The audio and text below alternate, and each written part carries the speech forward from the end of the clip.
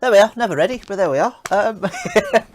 Good afternoon, everybody. Welcome to another Streamstructor. It is Sunday, the 12th of March, 2023, and it is 4 p.m. GMT, the last GMT I'm going to be saying, which is relevant to the UK time, 4 p.m. UK time, until November. So, Fraser, please keep that confusion down till then.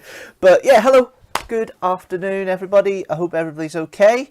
Couple of things just need to quickly check because the chat's decided not to work again. It's always the way, isn't it? Let me just try and get the chat linked up again here. I thought I had that working, but it's obviously not. It's decided not to play ball, which is not fun. But there we are. Add channel, YouTube. There we are. Okay, I'll give that a minute and then that'll be up. But yes, hello everybody. Hope you've had a good month. I've had an okay month. I suppose you could put it that way. Just can't get these couple of admin bits and pieces up and running and then we're going.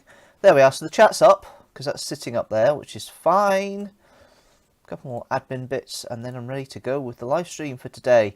So, my usual favourites who are watching the live stream may not be watching it because at the moment Scotland are playing in the Six Nations against Ireland.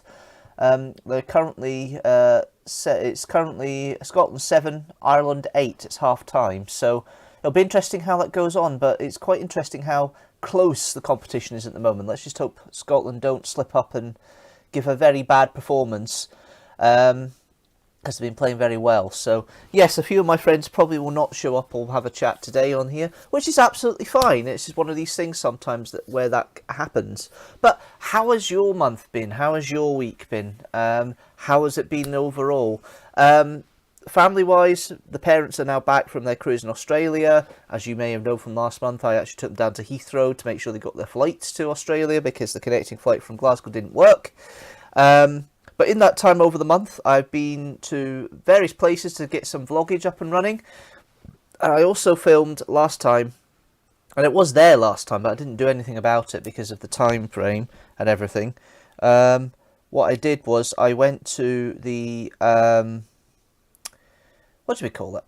Yeah, I went to St Andrew's Castle, and there's a mine and countermine there, which you'll have a little bit of clip about later, which I couldn't get last time when I was there for the vlog a couple of years ago. So I decided to do a quick film of that when I was there. So that was an interesting bit. Sorry, the sound on the mic has been a bit funny, so I'm just trying to tweak the settings a little bit here, because no doubt it's going to have a bit of clipping like it did last time. I'm not quite sure why it's doing that all of a sudden. It's fine in normal recordings, but for this it seems to be a bit louder. It's weird. Anyway, so yes, that's that part of it, and you've got the live stream elements for that later, and then I've been to Beamish down in County Durham. Now the idea was to do a little bit when I was off, the weekend I was off, but I had an opportunity to go down again another Sunday. So I've actually completed Beamish a bit quicker than I expected, but there's a lot to explore and a lot of fun coming up with that. So yes, that's basically my month so far. I mean, the channel-wise, my God, you guys are doing well. 538 subscribers now, which is fantastic. That's 13 more since the beginning of the year. The best viewed video is actually a vlog, which is even more amazing. And that said vlog is actually the one that's just gone out, the Doctor Who Worlds of Wonder last week. It's now got excellent views, or at least it should do by the end of today, because the way it's going. That's amazing. So thank you guys for all that help and all that support of watching that video, because that's a great little video. It's had a lot of likes by my standards. It's had a lot of views by my standards, and long may it continue. As you can see, to my left, to your right, is the chat. Leave a comment, say hello, give your questions, do your usual slaggings off if you want to. Fraser, if you turn up at one point, this is what you do. You start slagging off. But in the meantime, yes, let's have a look and see what we've got for the live stream today. We do have a running order as always, a mixture of talk and conversation. We start with, of course, the two archive videos. We've got the two archive videos today. We've got the vlogs, which is a trip to Bowness, the first inclusion of Kirsty in a vlog. I did a learn is the subtitle for that vlog, and yeah, it's the first time I've used 2 camera, so it's an interesting way of working, and it's quite fun actually. The Bowness Railway is where we visited, so that'd be quite fun to watch. And then we have Timelash, the Deanstructor reviews Doctor Who video, so there's also that archive video to go with as well. But that's not all of it. There is also, of course, the Facebook birthdays, which I'll get to later on. The video of my trip down the mine Countermine in St Andrews. And we will start off as we usually do, since the invasion of Ukraine took place. We're going to start with a minute's silence. So if you want to join me with that, please do. That would be lovely. About to take a minute's silence for all the conflict in Ukraine. So yeah, here we go.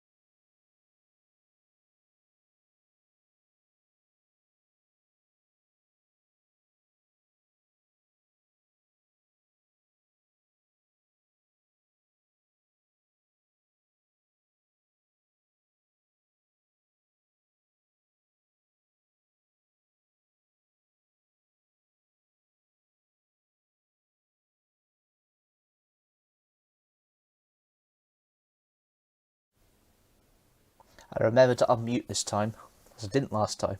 I spent 10 minutes of silence. Yes, thank you very much. If you have joined in with that 1 minute silence there for the horrors of Ukraine that's still ongoing. A tradition that's now been going for over a year, which I never thought would last that long, but I intend to still do a minute silence on every live stream until the conflict of Ukraine comes to a conclusion that's seen as satisfactory by all parties, and I know that can be a bit difficult at times. Anyway, yes, so it's been okay this month, if I'm perfectly honest. I mean, the snow, we've had a couple of snow showers. It's been a bit more cold as we've gone into March, which is a bit annoying. But last night, Fraser invited a few of us over to his to have a night of drinking and playing games and having a bit of fun over at his, to celebrate his 39th birthday. He decided he's got an opportunity to have no child, because Harrison was being babysitted by his in-laws, and decided to get a few of us over, and we had a conversation. So if I come across a little bit tired or knackered, or I have brain farts, it's probably because I've had a slight lack of sleep, because I did crash at Jamie's, but I'm maybe a little bit tired at the moment. So if you do get some brain fart situations here, it could be partially that. It could also be just the fact my hamsters aren't working in my brain as they usually do. If the hamsters don't work in the brain, they don't work in the live stream. One thing I would say is, of course, that going forward, the clocks go forward by the next time the next live stream happens. That happens at the end of the month. And also you've got the situation, of course, with the see, told you, brain farts. And then you've got the daylight hours. Because I'm starting at 4 PM GMT, if this goes for 2 hours, it's just going to start getting dark by the time this finishes. I expect it to be about an hour and a half, unless something completely weird happens and we have to have a discussion about it. However, I'm not going to be too worried about that. But we'll get into the first of the videos, the vlogs, because there's not too much conversation I can start with about what's happening through the month. I've kind of already revealed what's happening. So yeah, you've got 2 archive videos today, purely because of the length of them, really. You've got vlog 2 Bowness with Kirsty, and then we've got Timelash. But it's time for the vlog.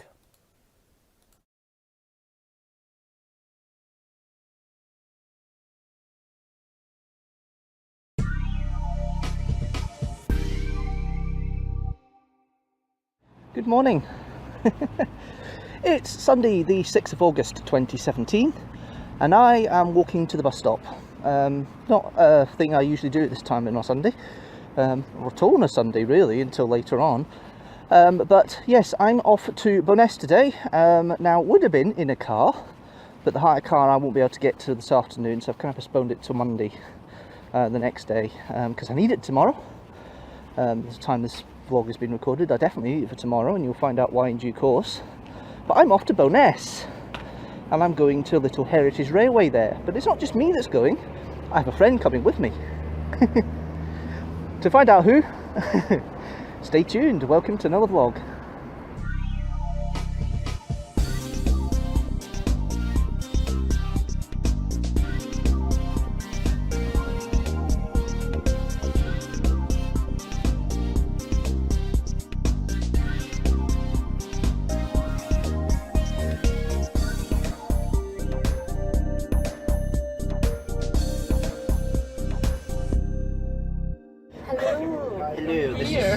This is Kirsty. You might have seen her before in another video. Hi. Yes, hopefully we're a bit cleaner this time, although she just started off as if tan. But she was just looking over the footage she did when she went to Queen Street, and she was stating that she's never seen me in the hat before. She didn't recognise it. I don't know if you'll see it, but right there. It's one of these people lobbies. Okay. But she turned around and said, I've never seen you in a hat before. And I'm going, you watch my vlogs, you know I wear a hat. What? I've never seen you in a hat in real life, alright? Thank you for clarifying that, yes. You don't really kick around Glasgow City Centre in a hat on the regular at the pub. No, usually it's off, because I'm a gentleman. Take the hat off in the pub.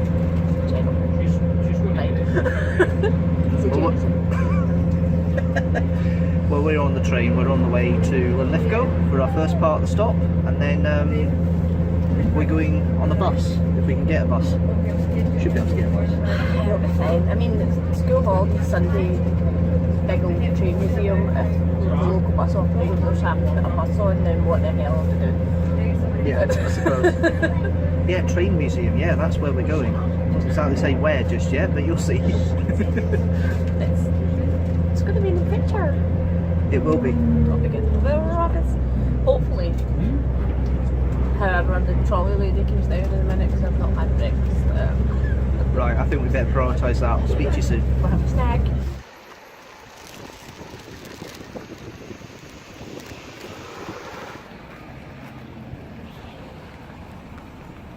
I'm eating a pie, and it's raining. Yum, yum, yum, yum. So we've got pasty. We're here. That's our destination.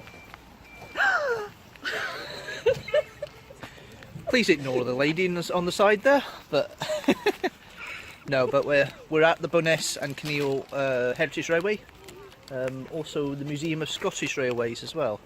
So let's go see the trains. I like trains. Look at it. Look at it. Look at it all. Look at it all. There's a baddie. That's amazing. An old British rail sign. Indian fires must not be cleaned here. And I'm assuming that's a water doodaddy for the steam. I guess. Because that's a tanky tower thing. Ladies and gentlemen, my friend who is 20-something going on 6. Big child here. As opposed to my premature old man here. Yeah, well, I am a little bit premature, yes. I suppose that's one way of Who putting is it. in his early 30s, but sometimes actually stuff is in his early 50s, doesn't he? This is what I'm putting up with today, ladies and gentlemen. He's putting up with me. He's putting up with me. We the are... cheek. the absolute the cheek. Explain yourself. Explain myself? What? Why would I have to explain myself? We're going to the model railway, which I've noticed is in 2 tiny train carriages sort of bound together. Yes. Like otters drifting in the water. Well, that may be some of it. We'll see. We shall see. We'll see.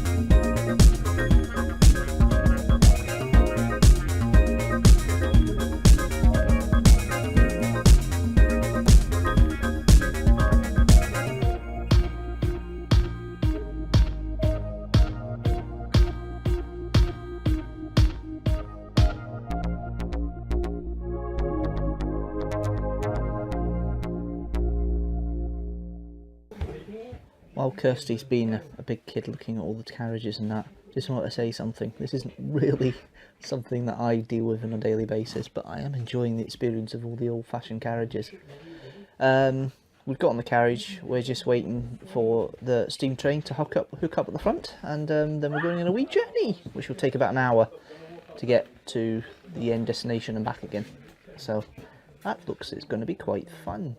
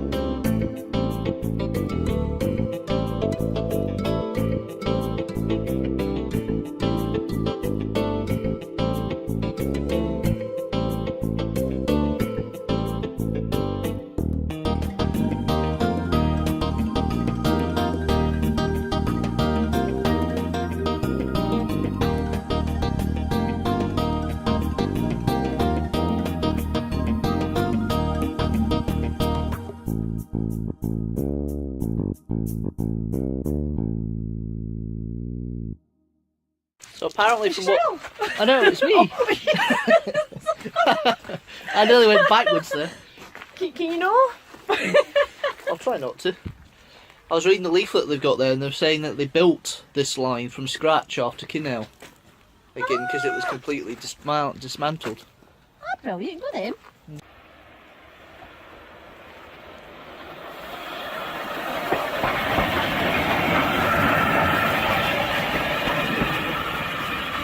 And it goes backwards. Hey! I thought that was just a thing in Tom's Tank Engine. I didn't realise they actually could go backwards.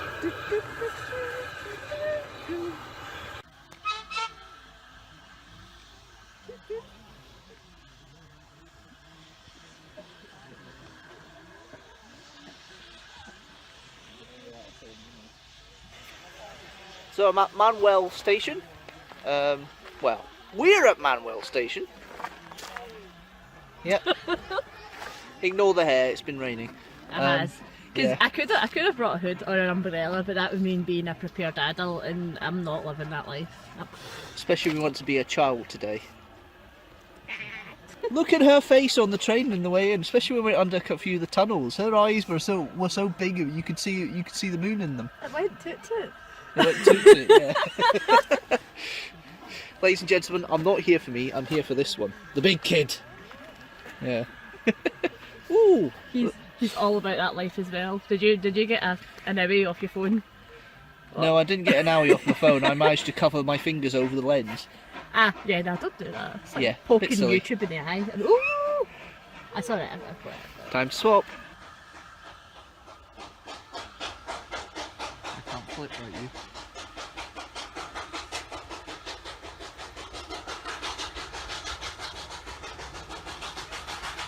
Getting with some kid right now who's like, Daddy, what if it hits? It's going at quite a lick. Oft! I'm going to I'm back at this level.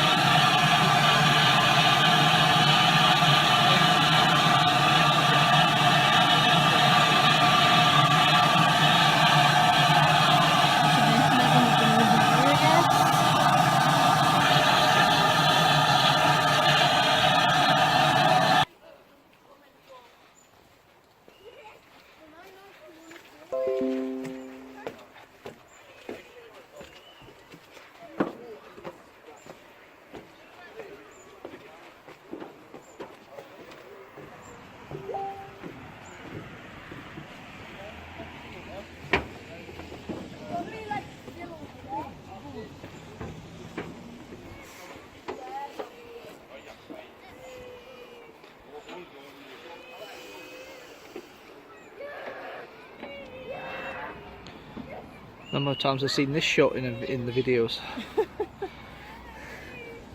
That's fun! That was so much fun, but very very. It's quiet, there's a lot less beeping. Beeping is what comes to mind. Beeping? Beeping. Well, there's a lot of beeping in my vlog, that's for sure. That's from the sweary kind. Yeah. Look. We've been on the train. Look, old. And old she's signal. vlogging. Old signals. This seems really strange. Yeah, old signals. We're just going to the Museum of Scottish Railways now. Didn't you know this is here? Surprisingly, now I do. Yay! You done a learn. I did a learn. That seems to be the phrase today. Did a learn. Did a learn. I'm ready to learn. We came for education. So today, the moral of the story, ladies and gentlemen, is we did a lot to learn. There we are. We did a lot. But we're going to the museum, we'll see what's in there and see how we get on, and let's see how good it really is.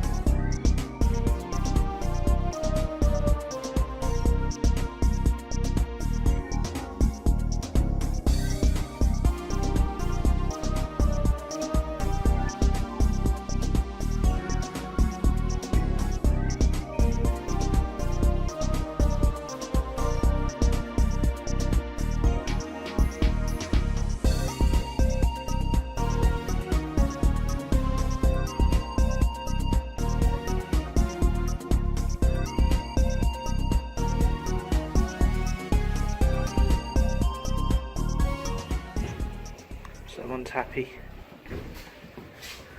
Gotham City.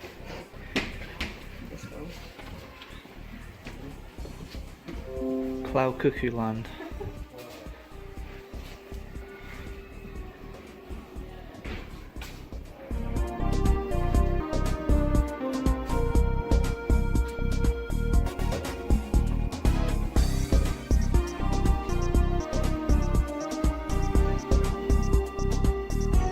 It's actually quite spacious if you think about it. You got all the bags to the side there, it's probably a bit more, yeah. Hey Dad, he's downstairs. Metropolis. Sorry. And then they put that. Second. Real place. Oh, there's Trumpton down here. Let's see, Gotham City. No, yes, so they've got a Sodor as well. Sophie! There's a Sodor here as well. Amazing. Sophie! What? We have Gotham City. I know. What are we going to have next? Asgard? Hogwarts Castle. Narnia? We have Hogwarts Castle. Alright. Hogwarts Castle. Just very quickly. The Royal Mail is busted, isn't it? Because we now know some of the locations it delivered to, which turn out to be real places. Hogwarts, Metropolis, and Ecclethecon. That sounds so rude. No, but Hogwarts. I'm gone. There's that. You've got Trumpton as well, by the way. And Sodor. Now, if you don't get that link, then there's something wrong.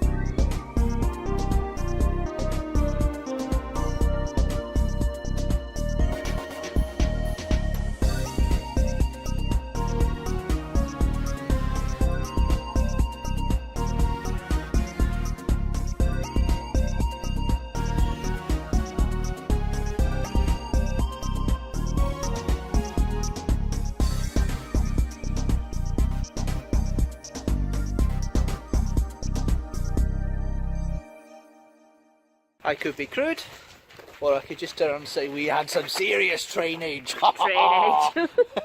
Trainage and quaintage. And quaintage, yeah, quite a bit quaintage. Maximum quaintage and trainage. Yes, and the Royal Mail train, of course.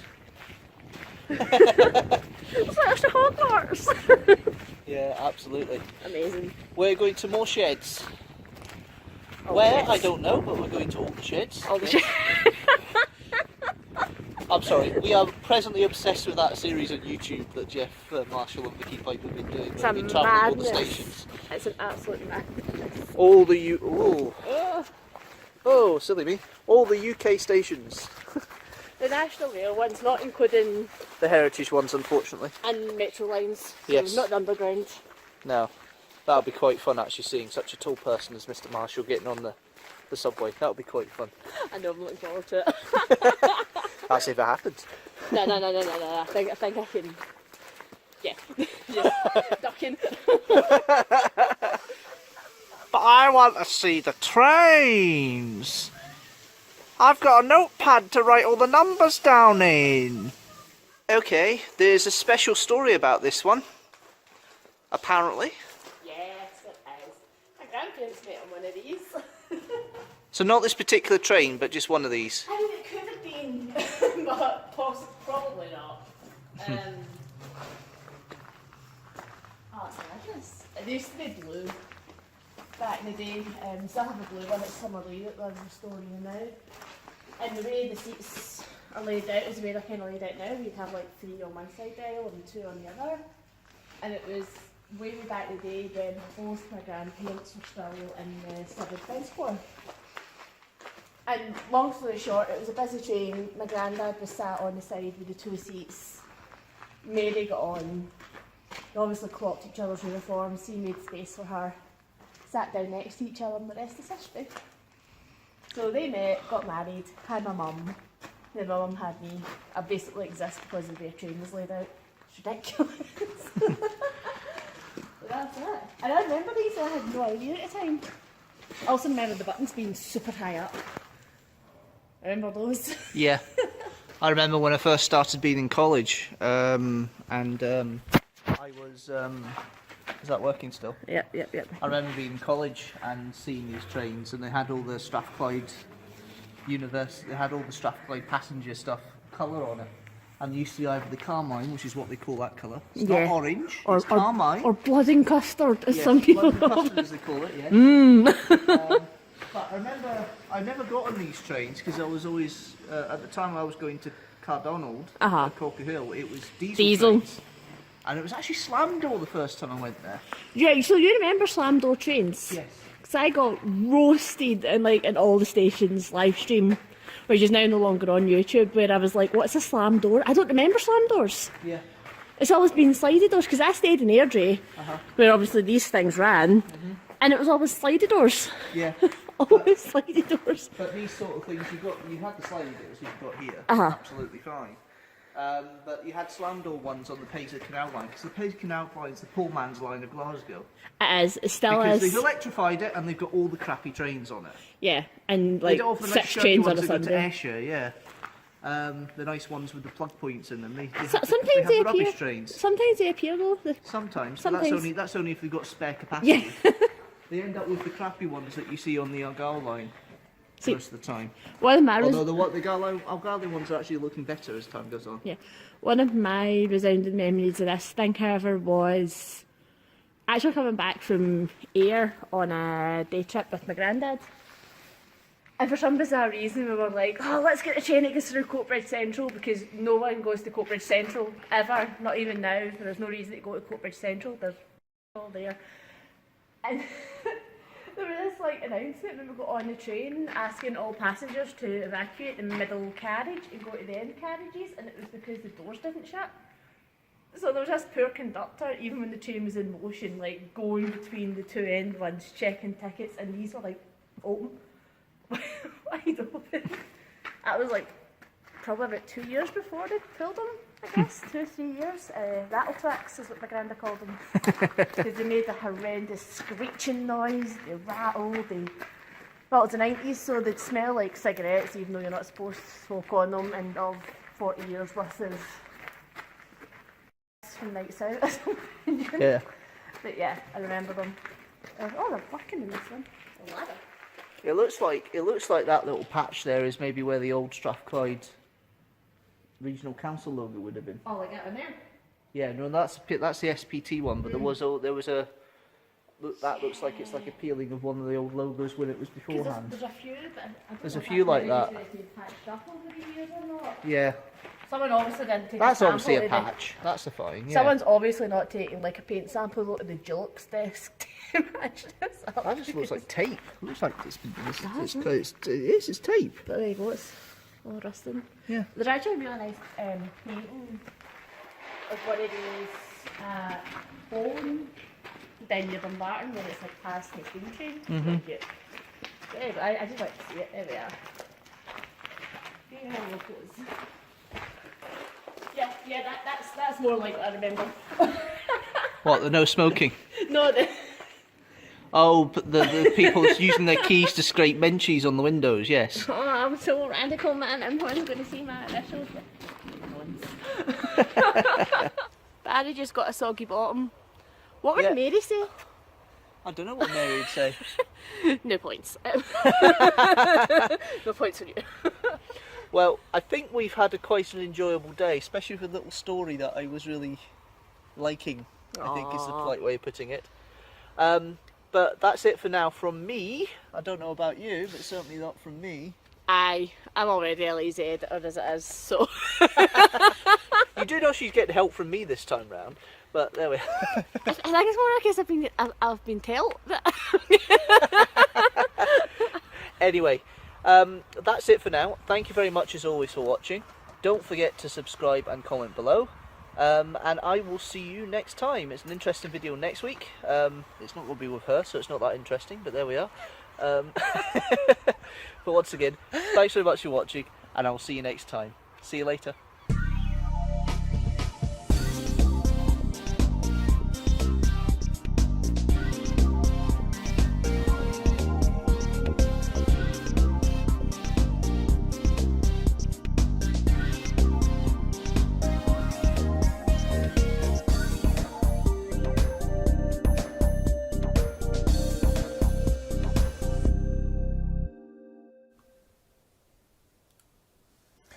Okay, hello. Oh, I need to put the light on when I go into the next section.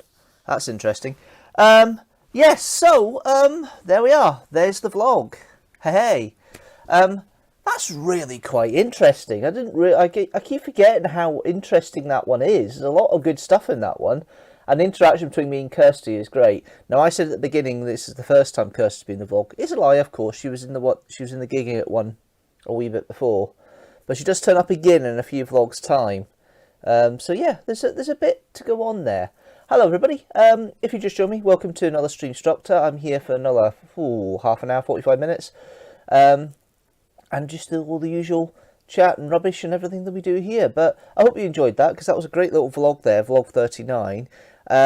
Speaking of vlogs, yeah, the Doctor Who Worlds of Wonder vlog has been absolutely brilliant, so thank you everybody for watching that. It's now got excellent views, which I'm really happy about. Long may it continue, I think is probably the best way of putting it. But let's get into some birthday wishes, I think, and have some birthday wishes of people who have birthdays coming up. So, let's go through them. Let's have a look and see who's got birthdays, when and where. So, it's mostly work colleagues initially, I think. So we've got Holly, whose birthday's tomorrow. Happy birthday. Matty T, happy birthday tomorrow, sir. And then we've got Joe and Callum. Joe's birthday's on Tuesday, 14th, and then Callum on the 17th. Then we have some of my reenactment friends. I've got Glenn, whose birthday's on the 21st. Happy birthday, sir. We then have Nick, whose birthday's on the 28th. So happy birthday to you as well, sir. And then we also have a former colleague, Lisa. Your birthday's on the 3rd of April. Happy birthday to you. So it's not as many birthdays this month to say happy birthday to from Facebook birthdays, but it starts off with a very nice birthday message next time round, because the next live stream is the 9th of April. So yeah, looking forward to that. But yeah, let's see what we've got. So we've already had the running order there for Boness. And we've got Timelash still coming up. But before we go into it a bit more about the next wee section, I've got a wee thing about the St Andrews Mine and Countermine that I was talking about before. So we have here the St Andrews Mine and Countermine webpage. I'm just going to bring it up here. So this is from Canmore, which is part of Historic Environment Scotland. And they have a kind of list of what the history of the mine. So basically the countermine that we're about to explore in the next clip was part of a siege that happened in 1546. Now I for some reason thought it was earlier than that, but it isn't. It's 1546. So that's interesting in itself. So basically one side had tried to dig in a mine to go under the tower to try and cause the tower to collapse, and there was another countermine on the other side to try and stop them, and there was kind of back and forth between it. And it's not too long, but it is interesting because the bit when you go in the entrance is a bit lower, and then when you go down the stairs it's more open, and the tower is there, and the entrance to the mine from the tourist end is there, and it's quite interesting seeing that. But yeah, when I was down there doing my photo shoots for St Andrews Castle for History Matters, which I'm going to be doing a few bits and pieces for this year in the summer months for summer reenactment weekend, outside summer reenactment weekend. So I'm going to be using my reenactment kit quite a bit more this year, which I'm quite happy about. We did a photo shoot for Historic Scotland, got me standing guard at the portcullis at the gate of St Andrews Castle. So if they come up and you see my noggin in Historic Environment Scotland photographic literature, that's why. May not turn up at all. It just depends what they pick and how they pick it. But at the end of the day, that was a nice little experience. I could have gone the Sunday as well, but I had things. I could have gone Sunday as well, but I had lunch with my sister, and it was a birthday, so I didn't. A few days later, so I prioritised being with my sister than actually doing the photo shoot, which they did in Gaudry, which is not far from St Andrews or Dundee. It's between St Andrews and Dundee. Potentially it's where my training weekend are going to be for reenactment stuff in a couple of weeks' time. That's one of the venues. Haven't confirmed yet, but Harcar needs to be sorted. But let's go and visit the mine and countermine and the video I filmed from that time.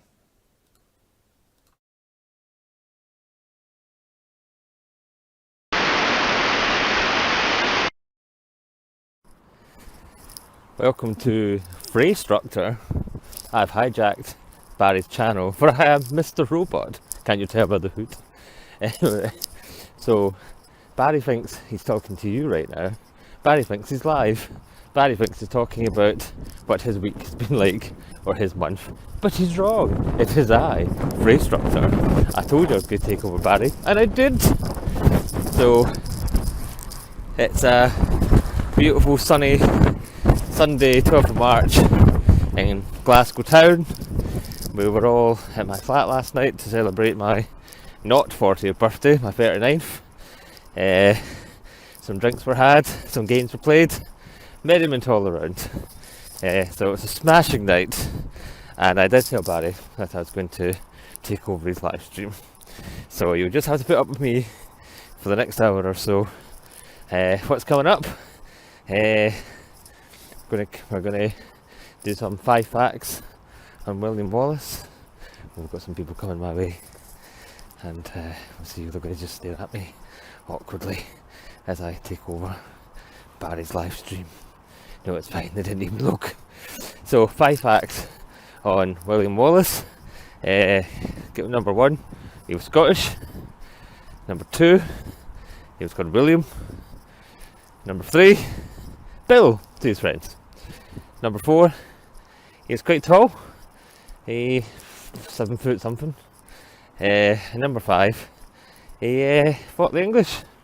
So there you go, that's 5 facts on William Wallace. We're going to take a quick break because I'm about to go into the shops. So we'll go to one of the archive clips of me ironing some clothes. Didn't say it was going to be an exciting live stream, guys. I'm going to iron some clothes. I'm going to give you some tips. So over to Fraser back from 2010. That's how long I've been planning this.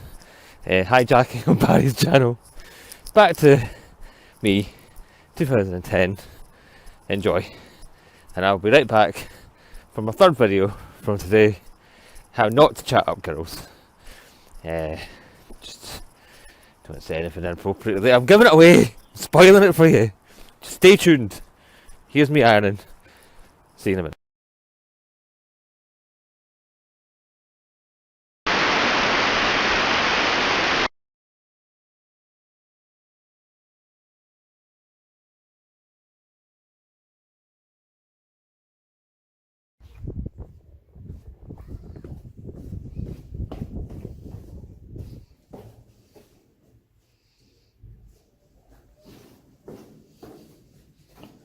Oh my god. This is slippier than I thought.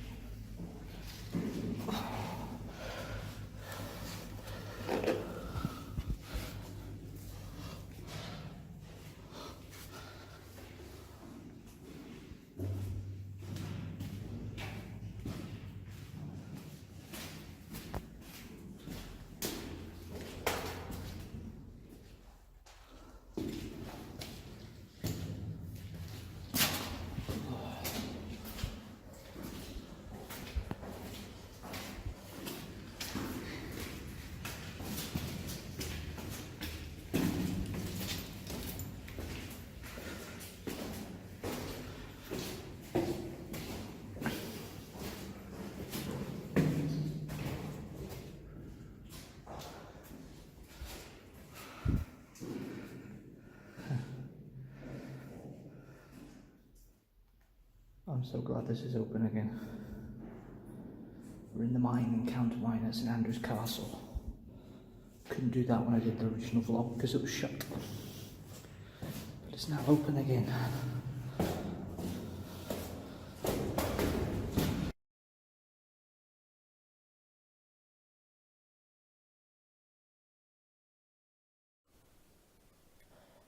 Yeah, there we go. That's the Countermine.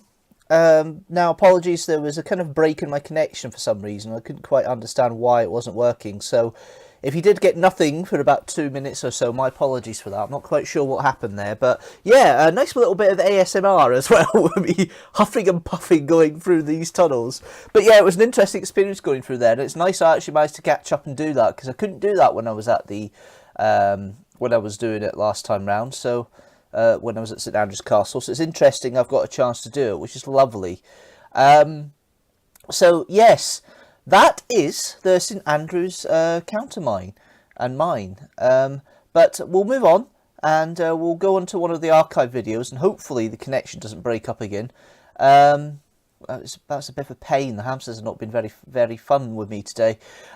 So yeah, we'll go to the next bit, which is Timelash. It'll give me a chance to get some lighting sorted, because I've noticed it's rather dark. So yes, here we go. Deanstructor reviews Doctor Who, Timelash.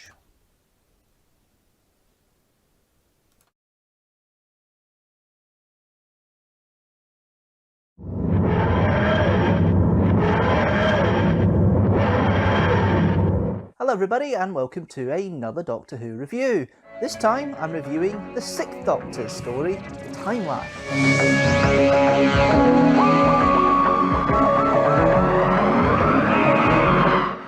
Now, as always with a classic series review, I have with me the television companion, and I'm going to read the synopsis to the story that's contained within it. On the planet Carfel, a high-ranking official, Malin Tekka, uses threats against Perry to force the Doctor to go to Earth and bring back a young woman called Vina, who, while holding a precious amulet, has accidentally fallen into the Timelash, a time tunnel through which the planet's tyrannical ruler, the Borad, banishes all rebels. The Doctor also inadvertently brings back Herbert, a man from the 19th century, who stows away aboard the TARDIS. The Borad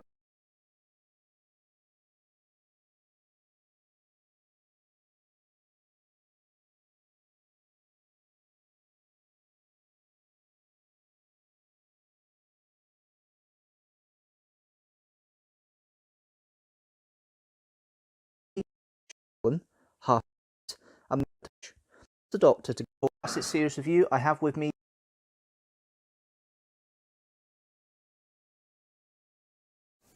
hang on, something went wrong with that a minute ago. Not quite sure what happened there. I'm having hamsters all over the place today. I think I've clicked a button wrongly when I've been sorting things out. So we'll go back to the bit when I'm doing the synopsis and we'll take it from there, because that's when it cut out.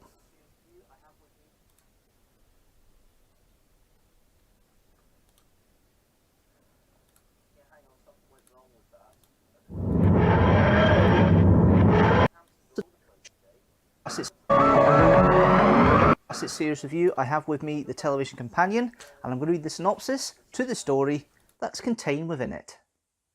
On the planet Carfel, a high-ranking official, Malin Tekka, uses threats against Perry to force the Doctor to go to Earth and bring back a young woman called Vina, who, while holding a precious amulet, has accidentally fallen into the Timelash, a time tunnel through which the planet's tyrannical ruler, the Borad, banishes all rebels.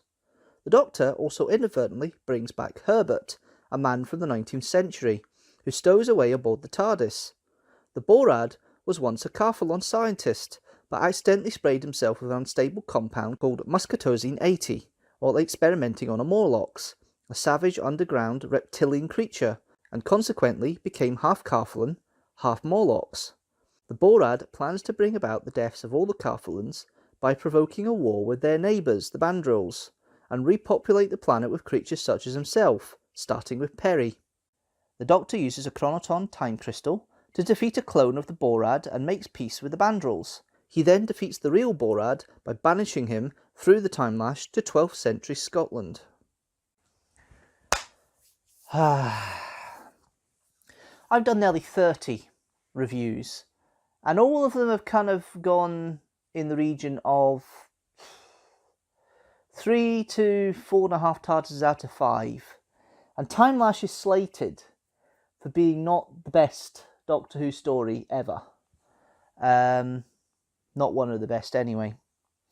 And I was thinking to maybe even up a little bit and have a look at it and look at the story and see if it actually is as bad as everybody makes out. I mean, I've seen the story multiple times, but this is the first time I've had a more critical eye over it than just watching it in a take my brain out capacity. And if I'm absolutely honest, it's not too bad. Whether it justifies having the ratings and the rating I want to give it, that's down to what you guys think. But overall, the idea is pretty sound. It's very basic. The first part's actually pretty good. The second part falls apart a little bit.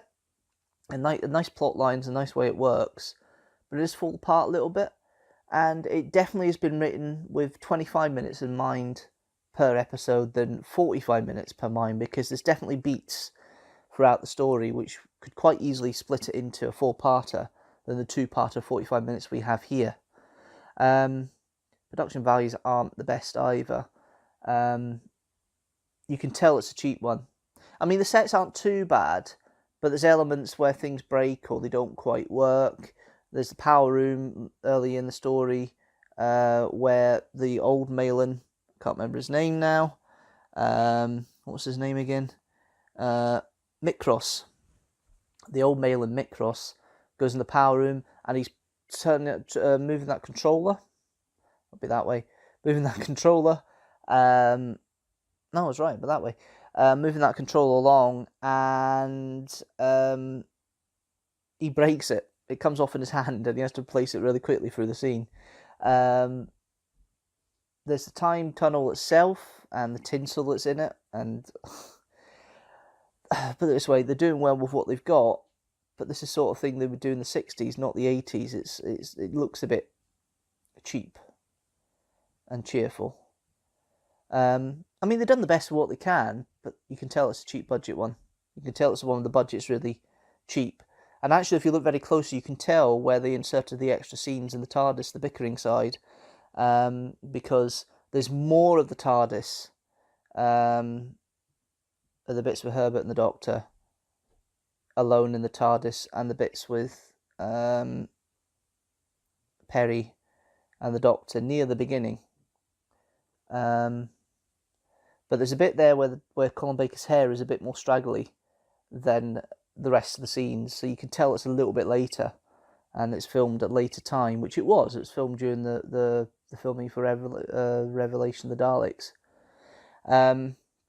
So it's not ideal in that respect. And yes, I'll get to the characters and the characterizations in a moment, because they're the bits that really make or break it. I just want to get the production bits out of the way, because they did well with what they've got, but it looks tired, it looks cheap, it looks like they've run out of ideas, more like they've run out of money than anything else. They've tried to be imaginative with it, but there's elements you can think, now that's cheap. You've then got there's other bits that are brilliant, and I'll come to like the Borad's makeup is fantastic design, considering how limited their budget probably must have been. It's pretty good. I think it's quite a good little piece of makeup that's been done there. Most of the costumes are basically boiler suits, loosened up a little bit. Not flattering to anybody. The only one who's got really a costume as such, apart from the Doctor and Perry, is Vina, with that high-browed dress that she's got, that purple dress she's got, and of course Herbert with his Victorian garb, late Victorian garb. But overall, yeah, I can see why people would detract from it in the long run in regards to the production values. It is cheap. It's not the best example of mid to late 80s Who in regards to production values. There's other better versions either side of it, never mind. The direction's plodding, I think is the right way. Penn Roberts is okay, and there's times where his direction is pretty good, but this one's pretty standard and safe, and you don't really get many arty shots or anything like that. It is pretty much working to the full camera setup, and it is competent. It does well. I'll come to the music later. Let's go through some of the characters, the music and the writing later. Let's go to some of the characters. So you got the Doctor by Colin Baker, played by Colin Baker, of course, that gentleman up there.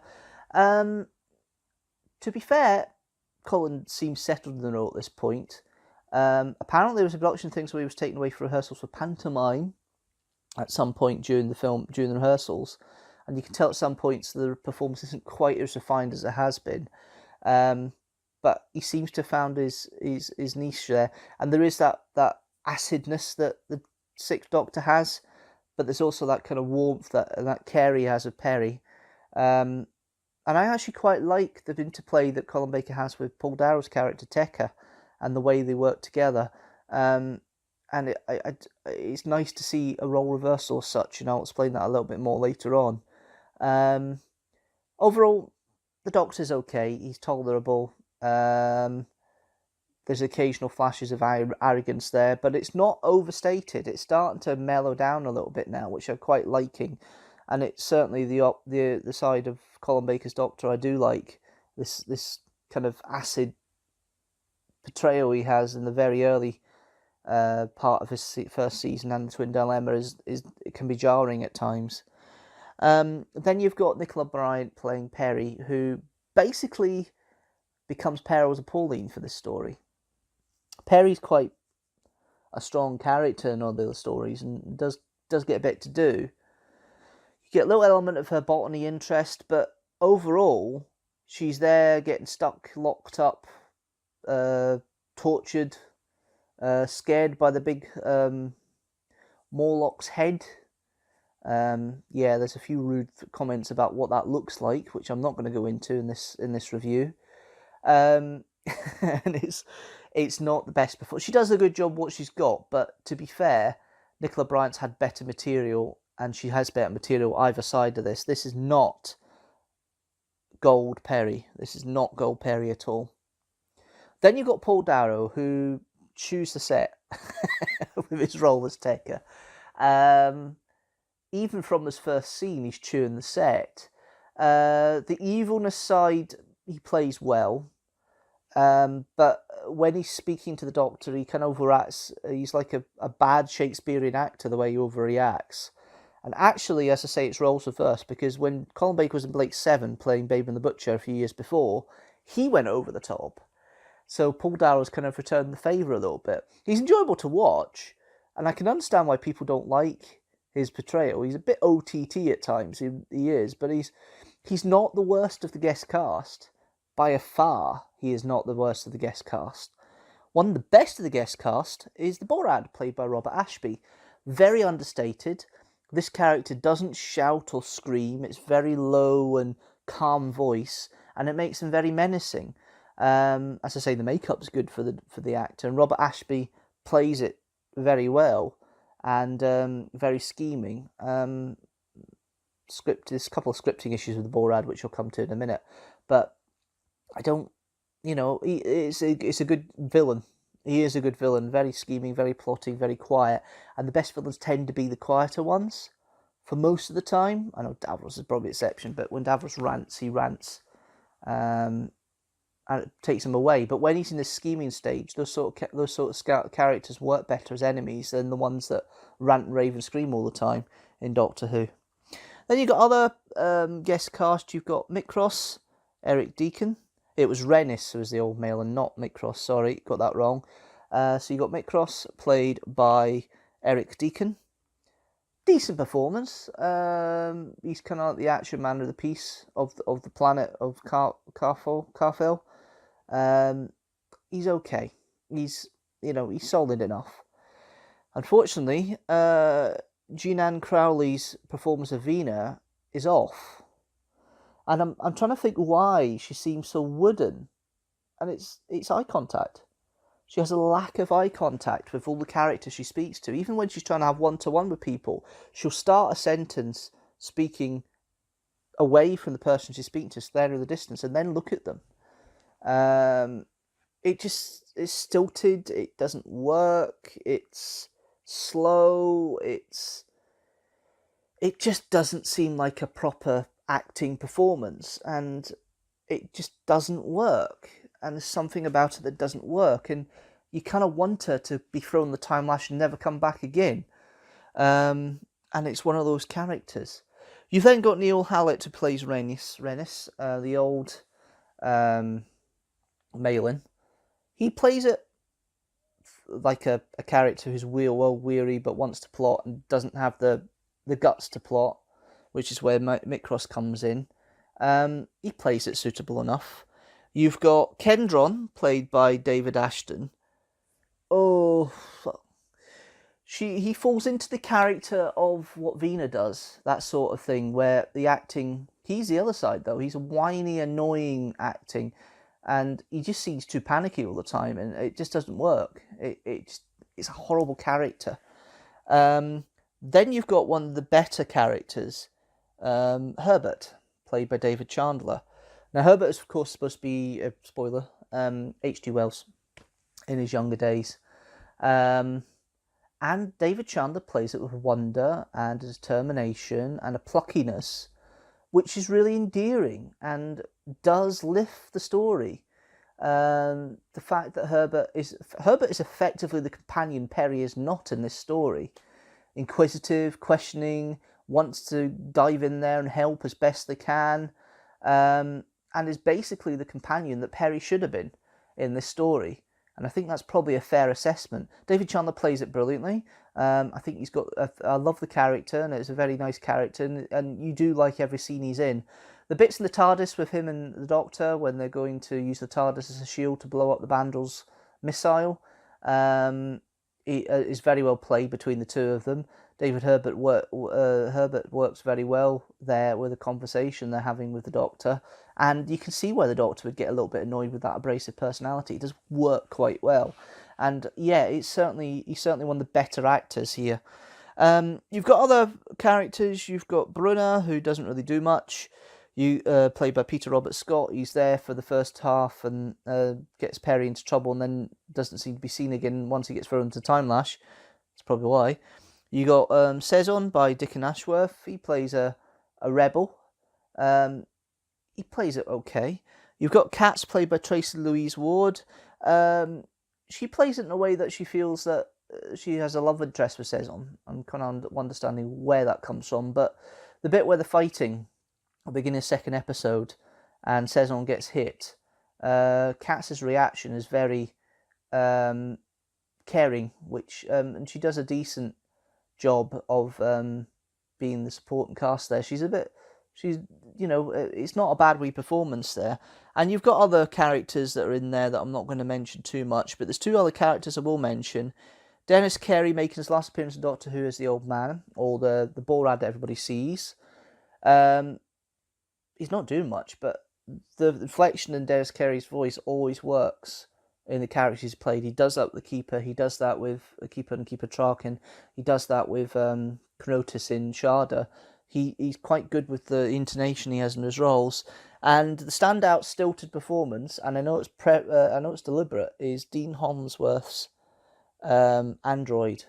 And the bit I don't like about the android is the bit when Brunner notices Perry's gone into the caves and he comments how pretty she was, and the android turns around and said, yes indeed she was.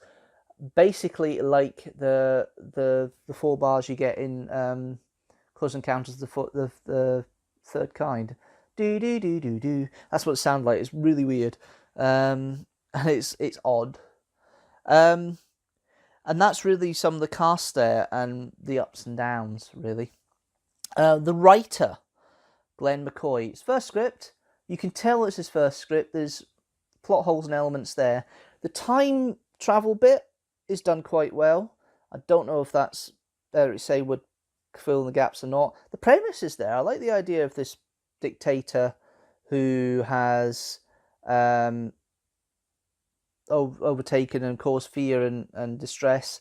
Timelash is an interesting concept, although not realised that well with the tinsel in the background and everything else. But the writing is actually not too bad in most parts. The bits with the Borad are actually probably the best bits of script. The conversation between the Doctor and the Borad in his sanctum is really quite chilling, and it's actually quite a good little piece, I suppose the way it calls it. I'll go back to the direction a little bit here. Yeah, most of it's overlit and staid and clinical, but the bits in the inner sanctum with the Borad are underlit, and they work quite well. They're quite creepy, and they do make it more than just a overlit this will do lighting that goes through most Doctor Who of this time. When you're talking about futuristic settings, they all do it. Even into the McCoy era, they kind of do that as well. But the incidental music by Liz Parker, I think this is only in time she's actually does anything for Doctor Who. And it's mostly incidental. There's not really any themes as such. It's just helping to plod the action along. And I love the dee do dee do do the synth saw. I think it's saw wave or something like that. I love that little bit. The bit near the time lash kind of works where the Doctor's been thrown into the time, or trying to be thrown into the time lash that time. It kind of works there. Overall, it's not jarring. It does complement it a little bit. It's maybe a harsher incidental music than you get with some, and it's more in the region of what you would have with Roger Brearley. Is it Roger Lim and his stuff? It's kind of that harsher sound you get with Roger Lim stuff. Roger Lim did a brilliant job with Case of Androzani, so it proves that obviously he's got that way of doing it. But yeah, that's the thing with incidental music this era, because it's mostly synth. It can be jarring at times to modern ears a little bit, and this one it doesn't. It kind of does its job and does it well. I don't have much problem with it. Incidentally, when I'm recording this and it will go out, it's actually 35 years since it was originally broadcast, to the week. It was broadcast, which is quite interesting. So that was ironic. It wasn't planned like that. It's just the way it seems to have turned out. And overall, that does make it an interesting proposition to review. Overall, it's okay. It's not the best Doctor Who. I can see why people may not necessarily enjoy it as much. But to be fair, I don't think it's the worst of Doctor Who. It's certainly, you can see it's low budget, you can see it doesn't work like that. Some of the acting is awful, which brings it down, but some of the acting's brilliant. The two leads, one is okay, the other is terrible. That brings it down a little bit. My TARDIS is out of 5. I think I'll have to go halfway here and do 2.5 TARDISes out of 5.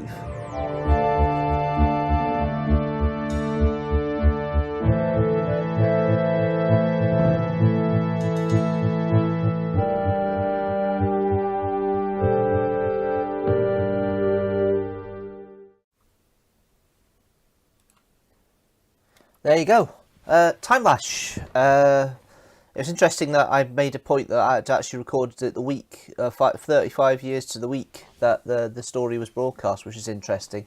Which means it would be just at lockdown, just before lockdown it was recorded. So, yeah, that was the last video that was recorded before lockdown kicked in 2020. So, yeah, that was interesting. It's a bit slow, that one. I didn't realise how slow the actual discussion was of that one, but it's quite careful and calm. There's enough in it. Some of the reviews are like that. That's the thing with reviews. When you've got about 90 done, some of them will be absolutely enthusiastic. Some of them will be a bit more plodding. That's a plodding one, but what can you do about it? Regardless of that, yes, that was the review for Timelash. Now, the rugby's finished. Scotland lost 22-7. But to be fair, Scotland has done one thing that the other teams haven't done. Prevented a bonus point for Ireland. So they had a better game, I suppose, in some respects, but still not as good as others. So it's, yeah, it's a shame, but Scotland have had a good run in the Six Nations, and they have an easy-ish, hopefully, game next week against Italy. So, yeah, fingers crossed for that. But that's it from me, more or less, for this live stream. Thank you guys for watching live. Thank you, everybody. Apologies for any technical issues, or for the technical issues we've had throughout there. I'll need to go back and watch the stream and see if something actually came up, because I've not been able to get the views up on live stream as I normally do, so I don't know what's happening with that. But it's nice all the same. But thank you guys for watching as always. If you like this video, please don't forget to like it and share it with the hashtag Teamstructor. Hit that subscribe button and the notifications bell so you know when a new video comes out. Coming up for the rest of the month, we have the clip of the live stream on Wednesday at 6 PM GMT. Then we've got the Doctor Who review of Big Finish Audio, The Apocalypse Element, on the 19th at 4 PM GMT. And then Rose on the 22nd at 6 PM GMT. And then the last Kidsstructor that was recorded back in October, Melvin and Maureen's Musicograms. And that's at 4 PM GMT on the 26th of March. You can also help support the channel by going to the Patreon at patreon.com/Deanstructor. For as little as £1 or $1 a month, you can help support the channel, and you can help communicate with us any of the other ways. You can go to the community tab, you can go to Instagram, you can go to the Facebook page, and I'm also on Twitter. But until next month, I'm back on the 9th of April. Hope you have a good month. Hope it's an enjoyable month for you. It's Easter Sunday the next time I live stream, so I might be full of Easter eggs.